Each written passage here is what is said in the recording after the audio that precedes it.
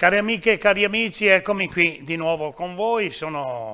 Mi sto rimettendo in discussione, sto cercando di rientrare nell'ambito di Veneto Globe e cerco di fare delle trasmissioni che siano di vostro interesse, anzi ci saranno delle novità in futuro. Oggi ho il piacere di avere con me il dottor De Conti Fabio. Dottore, buongiorno. Buongiorno a tutti e grazie dell'invito. Pneumologo e medico, dirigente, pneumologo all'ospedale di Vittorio Veneto. Adesso finalmente è andato in pensione e mi ha detto: io un po' che gli sto dietro per poter fare due chiacchiere con lui e far sapere alla gente che cosa succede dietro le quinte, perché la gente non lo sa, Fabio. E mi fa molto piacere averti qui con me proprio perché dobbiamo cercare noi due di essere utili alle persone che ancora sono un po' suscettibili. Parliamo di Covid-19, che sarà anche il 20, il 21, non lo so, poi cambia data o continua ad essere il Covid-19? No, questo continua a essere Covid-19. Dovessero uscire altri virus nuovi, magari della stessa famiglia, diventeranno 21, 22, dipendentemente dall'anno di scoperta, di esordio, ma Covid-19, SARS-CoV-2, Covid-19, questo è e questo rimane. Ecco, tu hai avuto, a parte l'esperienza delle polmoniti, perché il Covid è una polmonite più brutta delle altre, penso, poi me lo dirai te. Tu hai avuto l'esperienza fin dall'inizio, fin dalla nascita di questa brutta bestia. Io l'ho sempre chiamata una brutta bestia e fin dal febbraio-marzo del 2020, facendo delle trasmissioni, delle interviste alle imprese, alle aziende, alle persone, alle associazioni, come vivevano in quel momento questa chiusura, questa novità che per noi per la gente comune era un dramma, è diventato un dramma per i bambini, per gli adulti, per gli anziani specialmente, e poi parliamo anche di loro. Tu l'hai vissuta dall'inizio, l'inizio deve essere stato un dramma anche per voi. L'inizio è stato che non capivamo che cosa stesse succedendo. È cominciato qualche caso che dovevamo tenere in isolamento, ma non avevamo ancora tutte le procedure, al di là delle mascherine e dei guanti, ci mancavano tutti i presidi di protezione individuale. Avevamo qualche grembiule, ma non avevamo tute, avevamo qualche maschera, ma non ce n'era abbastanza. Le stanze, il reparto era diviso per stanze di positivi, stanze sospette, stanze di pazienti ancora negativi e con altre patologie, per cui all'inizio è stata una grossa rincorsa e purtroppo l'evoluzione è stata estremamente rapida. Ricordo che nel giro di 15-20 giorni da un primo paziente ci siamo trovati poi con 30 pazienti in reparto. Sì, ti dicevo che le varie situazioni createsi nei vari piani vi ha scombussolato all'inizio, perché anche voi, non conoscendo quello che mi dicevi prima, chi dovevate affrontare e in che maniera affrontarla, deve essere stato, dicevamo prima, un grande dramma, giusto? Sì, la prima è stata una fase di disorientamento, perché ci siamo improvvisamente dovuti occupare di una patologia che non conoscevamo, le cui notizie erano scarse e l'aggiornamento era praticamente quotidiano. Giorno per giorno raccoglievamo nuove notizie, nuove informazioni sulla gestione di questa patologia. Pazienti che arrivavano con un quadro magari lieve, tranquillo, nel giro di 24 o 48 ore avevano una progressione drammatica che magari sfociava in un trasferimento in terapia intensiva, in rianimazione, pazienti che andavano poi intubati e ventilati. E non solo questo, ma ha comportato anche smettere di occuparsi, di ricoverare tutti gli altri pazienti con patologie pneumologiche, anche gravi, che però non avevamo gli spazi e una situazione per potersi prendere cura di loro, quindi pazienti con una sospetta diagnosi anche di tumore del polmone o di broncopatie croniche, insufficienza respiratoria cronica o acuta, che però non avevano più accesso al nostro reparto. Il nostro reparto, trasformato in terapia semi-intensiva, era esclusivamente dedicato a questa tipologia di pazienti di gravità intermedia, tra l'insufficienza respiratoria lieve e l'insufficienza respiratoria grave che richiedeva poi il trasferimento in terapia intensiva. Noi eravamo una terapia semi-intensiva, come hai potuto sperimentare. Ecco, io vorrei farti, ci sono molte domande da fare, c'è molto da raccontare e avremo bisogno anche di altro tempo, di altri programmi, magari lo facciamo se tu sei disponibile. Intanto ti chiedo scusa se ti do del tu, però ti ritengo uno di quelli che mi ha salvato la vita e perciò mi permetto di darti del tu come un fratello, insomma. E se tu continui a permetterlo. Volentieri, ecco. volentieri. Tu sai, io sono entrato il 19 marzo, no? Non è che voglio tediare i nostri ascoltatori con la mia storia, per carità, però è giusto che, siccome l'abbiamo vissuta insieme, e magari tu puoi dare anche a me qualche, come si può dire, qualche spiegazione di quello che mi è successo. Innanzitutto poi parliamo di questo, partiamo da quello che è mancato all'inizio, perché ci siamo trovati noi cittadini ad arrivare lì senza sapere che cos'era e correre il rischio di non uscire più da lì. Sono mancate per esempio il racconto della sintomatologia, cioè dei sintomi che potevano avere le persone per questa grave malattia. All'inizio le informazioni erano abbastanza vaghe, soprattutto c'è stata una sottovalutazione generale di quello che stava accadendo, probabilmente in parte legata ai cinesi che non fornivano sufficiente informazione e un po' forse sulla scorta di altre SARS-CoV precedenti che avevano suscitato grande allarme ma che poi in realtà non avevano avuto un effetto così importante, così diffuso e devastante, e quindi anche in Europa, in Italia, nei paesi occidentali c'è stata tutto sommato una sottovalutazione.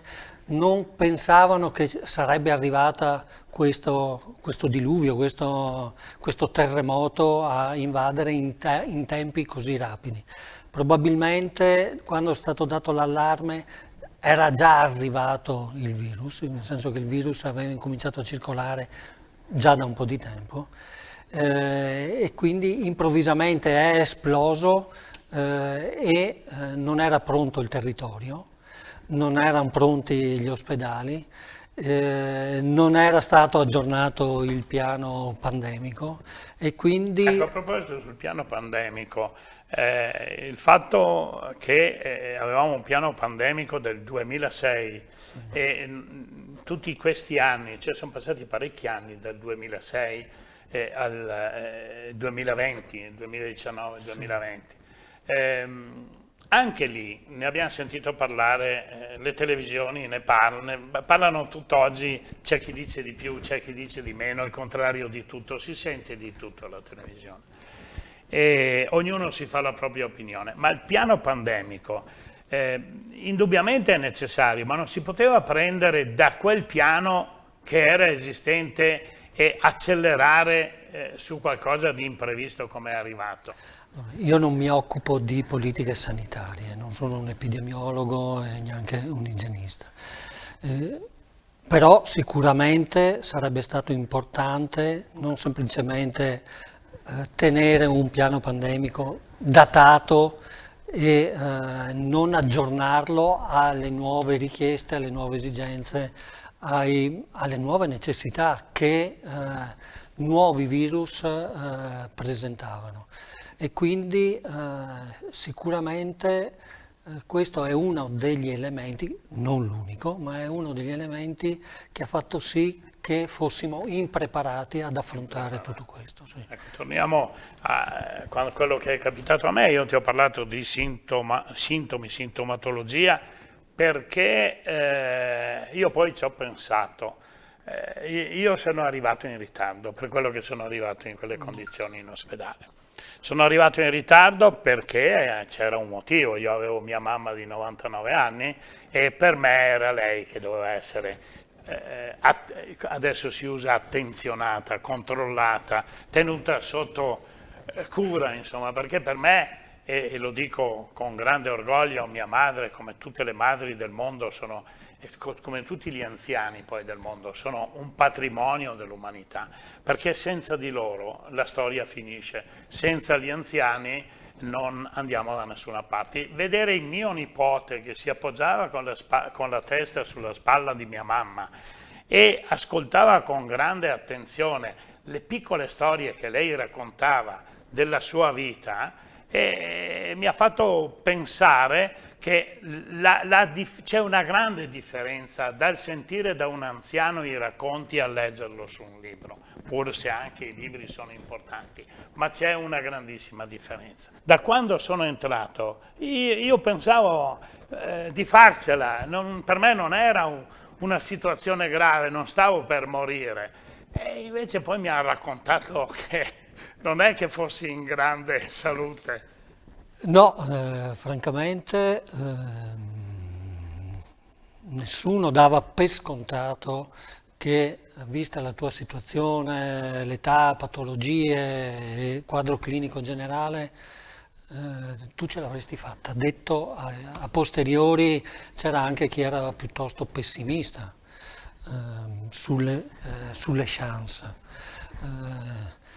A tuo merito va una tenacia che va riconosciuta, in quanto tutte le cartucce che avevi a disposizione te le sei giocate e hai tenuto con una forza anche i supporti ventilatori non invasivi, che abbiamo visto che dopo 48-72 ore incominciano a essere, comunque questo lo racconterai meglio tu, molto fastidioso e mal tollerato. Invece sei andato avanti giorni e giorni con quegli attrezzi sul viso, sulla testa, che stanno a significare un attaccamento alla vita e una fiducia nelle terapie che stai affrontando veramente esemplare. Ecco, io ci tengo a raccontare questi momenti e essere supportato da te, perché la gente non deve arrendersi, nessuno si deve arrendere. Non è mai finita, fino all'ultimo secondo non è mai finita. Io ero convinto, forse questa convinzione di non avere, di avere sì quella malattia che si parlava già da tempo, venivano intubati, erano morti degli amici miei. Attenzione, io ho avuto delle esperienze con degli amici miei che erano mancati proprio per essere intubati. E l'unica cosa che mi faceva paura era proprio quello, cioè essere intubato. Io essere intubato non volevo assolutamente saperne. Difatti, non so se ti ricordi, se c'eri anche te quella sera che siete venuti qualche settimana dopo, perché ho passato 56 giorni lì con voi e sono diventato amico di tutti, delle infermiere, anzi posso dire che sono delle persone straordinarie, tutti siete stati delle persone straordinarie, ma non solo detto da me perché ho vissuto quell'esperienza, ma detto da tutti quelli con i quali io ho parlato e che hanno vissuto meno o peggio di me quell'esperienza. La grande forza, a partire dalle OSS, no? Da quelle di servizio, anzi molto di più loro, a quelli che ti portavano le medicine, quelli che arrivavano al mattino a darti le prime medicine, che con grande quando sentivi questa voce, buongiorno Bruno, come stai stamattina? Già era bello, mi sentivo vivo, ero tornato di qua, naturalmente passando delle notti anche abbastanza brutte perché non riuscivo a dormire, perché succede, però non ci si può arrendere e io non mi sono mai arreso. È arrivato poi il momento più brutto, che è quello e lì siete stati straordinari perché avete capito, e anzi bisogna dirlo ai vostri dirigenti, che il contatto delle persone, anche se da un vetro, anche se a poca distanza, dei parenti è indispensabile per superare quel gradino che altrimenti non supereresti. Difatti quando siete venuti a raccontarmi che mia mamma era mancata, perché 8 giorni dopo che è entrata mia mamma, lei è mancata, siete venuti col supporto di un'infermiera e mi avete portato mio figlio. E lì è stato per me un grande momento, insomma, un momento emozionante. Penso anche per quelli che sono venuti a dirmi che purtroppo mia mamma era mancata.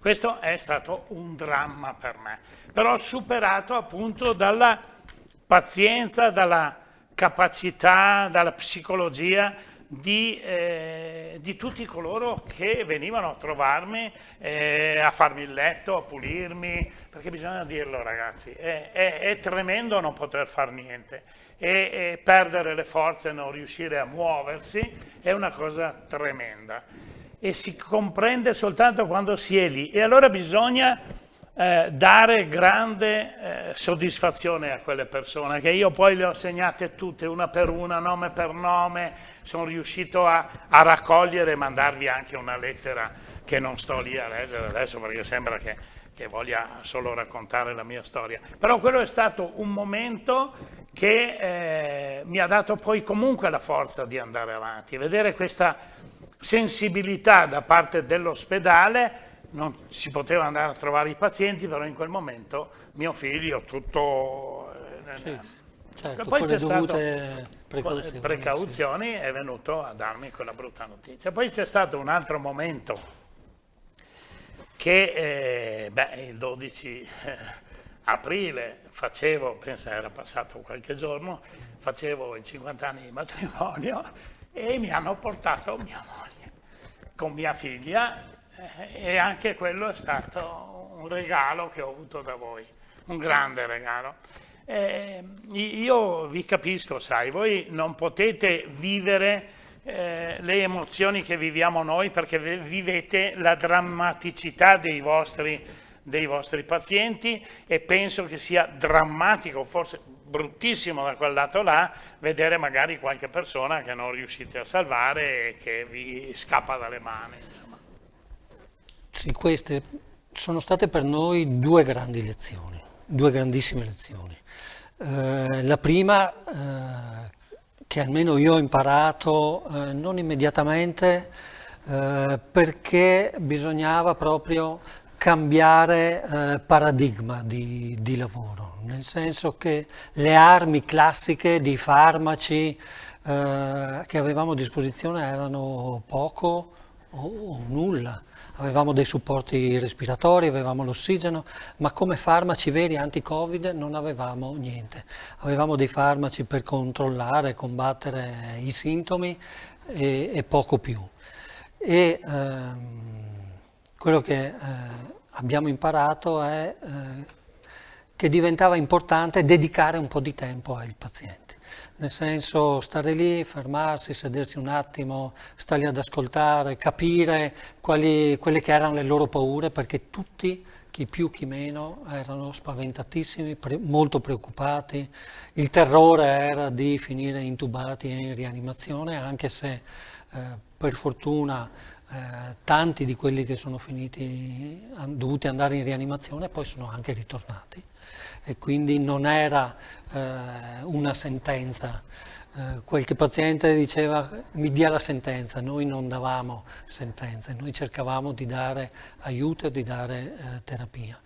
E assieme al nostro tempo abbiamo imparato che diventava altrettanto se non più importante quello dei familiari. Quando riuscivamo ai pazienti in occasioni particolari, perché purtroppo non si poteva tutti i giorni fare entrare, ma in situazioni particolari il beneficio che ricevevano i pazienti e i familiari dei pazienti reciprocamente nel potersi incontrare, oltre che telefonarsi, vedersi in uno schermo, ma del potersi toccare con guanti, maschere e tutto quanto, vedevamo proprio che c'era un recupero anche clinico. Ecco, perché riuscendo a comprendere questo, e voi l'avete capito a Vittorio Veneto, siete stati straordinari,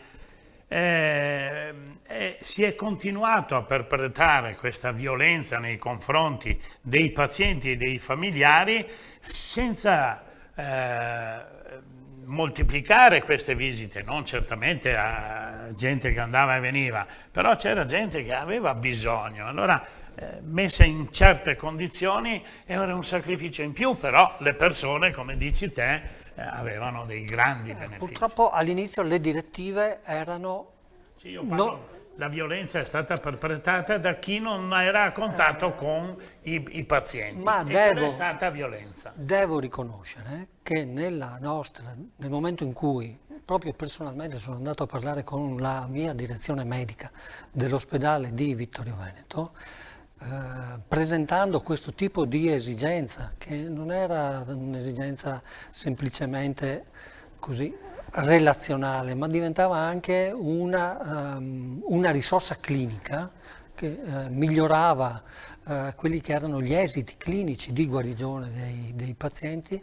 La mia direzione medica mi ha dato carta bianca e ha detto: nelle modalità di totale sicurezza, per chi voi ritenete necessario e utile che i familiari possano fare visita, ovviamente in numero estremamente limitato, concordato, perché non possono, perché siete un reparto di terapia semi-intensiva e quindi non possono interferire con l'attività clinica degli infermieri, dei medici, ma a piccoli numeri, con il passare dei mesi tu purtroppo sei entrato proprio all'inizio e quindi hai preso il peggio della situazione. Ma poi con voi quasi 60 giorni, esatto. Però io volevo bene ormai. Sì, ci volevamo bene. Oramai anche noi stavamo più con voi che con certo. Le nostre famiglie. E poi è stata istituzionalizzata, nei mesi successivi è stata istituzionalizzata la possibilità di visita ai propri familiari. E questa è una bella cosa, quello che non succede nelle case di riposo. Questo non succede nelle case di riposo. Ci sono gli anziani e non si possono andare a visitare. Si possono andare a visitare prendendo appuntamenti, eccetera, ma però c'è una burocrazia enorme e dire che non è la panacea di tutti i mali, ma è comunque un sostegno enorme anche per gli anziani. Tornando al discorso che abbiamo fatto prima e che tu condividi, che l'anziano è un patrimonio per l'umanità. È un testimone. Un castello è un patrimonio, un'area è un patrimonio dell'umanità, ma l'anziano è il patrimonio dei patrimoni dell'umanità, secondo me. E allora anche negli ospedali, ospedali o case di cura dovrebbero utilizzare quella filosofia che tu mi hai appena detto che voi avete abbracciato. Sì, perché a un certo momento il paziente cominciava a stancarsi e quando ci accorgevamo che incominciava a mollare, cosa che tu non hai mai fatto. Una volta l'ho fatta, una volta. Ecco. Una volta te lo posso dire perché stavo passando le consegne a mio figlio e lì è stato poco. Quando tu passi le consegne vuol dire che c'è qualcosa che non va, no? E allora, però mio figlio si è messo a gridare, a piangere, papà. Certo, e lì mi ha dato di nuovo quella scossa che mi ha permesso di andare avanti. Perché prima o poi arriva per tutti, perché per stanchezza, perché quando tutte le tue energie che hai, le destini solo per respirare, perché non riesci a fare nient'altro, no? A un certo momento dici io non ce la faccio più e non ne verrò a Ero capo. sereno però, sai? Ero sereno. E quindi vedere i familiari gli dà quell'energia, quella voglia di dire no, rimango aggrappato per loro, lo faccio per loro. Devo dire che siete stati fantastici voi, è stata fantastica la mia famiglia, indubbiamente, e quello mi ha aiutato. Arriviamo a un altro piccolo passaggio che poi mi ha fatto anche ridere. Quando l'anestesista è venuto 2 o 3 volte per prendere appunti, io dicevo ma va via, sto benissimo, e magari non so se era il primario, chi fosse, non lo so, perché so che anche il primario è anestesista, no? È bravissimo comunque anche il primario, e io lo mandavo via. Poi vi siete presentati in 4, ti sei presentato te, mi sembra il dottor Marino, il dottor, quello piccoletto che ho incontrato all'ospedale in questi giorni. C'è Lucernoni? Lucernoni. E la dottoressa Barcon, mi sembra. E a un certo punto mi è stato detto, dai Bruno che ti salviamo. Io ho avuto lì, ero sopito, no? Mi stavo addormentando la notte. E ho avuto una reazione, ho detto, ma dai che io sto benissimo. E mi ricordo che Lucernoni o Marino era dietro di voi, è saltato su di dire, ora sto qua e vedremo morire sta benon. E a me ha fatto ridere questo, no? E siete andati via. Dopo una decina di giorni, quando sono passato in terapia, in riabilitazione, perché stavo un po' meglio, però non saturavo ancora bene, ma avete pensato, ma sto qua, dai, mandiamolo a riprendere forze. Sei venuto giù te e mi hai detto, Bruno, hai aperto la porta e mi hai detto, Bruno, meno male che ti abbiamo ascoltato. È vero? Cosa voleva dire questo? Che c'è stato a un certo momento chi temeva quasi un eccesso di cura, no? E c'era il dubbio se fosse arrivato il momento di trasferirti in terapia intensiva, perché con i supporti semi-intensivi e quindi esterni incominciavano a esserci dei cedimenti. E nel momento in cui si presenta un cedimento improvviso e ritardare eccessivamente il trasferimento in terapia intensiva può mettere a rischio la vita del paziente, con tutti i limiti che comportava nel tuo caso un'intubazione per situazioni tue personalissime, per cui c'erano delle controindicazioni all'intubazione nel tuo caso. E quindi questi erano i 2 elementi sul piatto della bilancia. Insistiamo noi e ritardiamo la terapia intensiva con il rischio che ritardare troppo mette in pericolo la sua vita, o lo anticipiamo il trasferimento in terapia intensiva però esponendolo a tutti i rischi legati all'intubazione, alla ventilazione meccanica. E lì ci sono state le 2 scuole di pensiero. Quando io sono sceso appunto a trovarti, siccome io ero dell'idea che tu eri un combattente, di dire questo tiene duro, insistiamo noi, non lo intubiamo e vedrete che ce la facciamo. Da quel momento, quando sei venuto giù e hai aperto la porta, mi hai detto, Bruno, meno male che ti abbiamo ascoltato, per me è stata la dimostrazione che ho passato un momento brutto, ma grazie a voi, grazie a tutti. Perché non volevi andare in terapia intensiva. E non volevo andare in terapia intensiva, e grazie a voi, insomma, sono venuto fuori. Senti, ci sarebbero tante cose di cui parlare che possono essere utili ai nostri ascoltatori. Io chiedo scusa ai miei ascoltatori se do la sensazione di aver parlato di me, ma ritenevo giusto, col supporto di chi faceva parte dell'equipe che mi ha curato, per sostenere con voi, cioè per convincervi, no? Che mai mollare, assolutamente mai mollare è l'unica medicina, cioè è la medicina migliore, mai mollare, è vero o no? Questa è una delle componenti fondamentali, nel senso la fiducia e il desiderio di andare avanti e di guarire. Purtroppo per tanti non è stato sufficiente. Io ho un'altra cosa Sì. che da tanto voglio dire. No, tieni presente, adesso tu dici quello che hai in mente di dire, che io sto già pensando a un altro momento come questo, ma non parliamo più di me, parliamo di qualche esperienza che tu hai avuto e delle tue convinzioni, perché non è mica finita qui. No, Ho paura che non sia finita qui. non è finita qui. Va decisamente molto meglio, ma non è finita qui. Però il fatto che oggi tu racconti la tua esperienza, ci sia la necessità, a distanza ormai di quasi 2 anni, di raccontare la propria esperienza, perché fuori manca ancora, da un certo punto di vista, in modo incredibile, la consapevolezza di che cosa è successo, perché erano 2 mondi completamente separati. C'era quel mondo dentro, chiuso al di là di quelle porte a vetri, dove entravano i pazienti e solo loro sapevano cosa gli stava accadendo, un po' i propri familiari, perché vivevano giorno per giorno il racconto dei propri familiari ricoverati.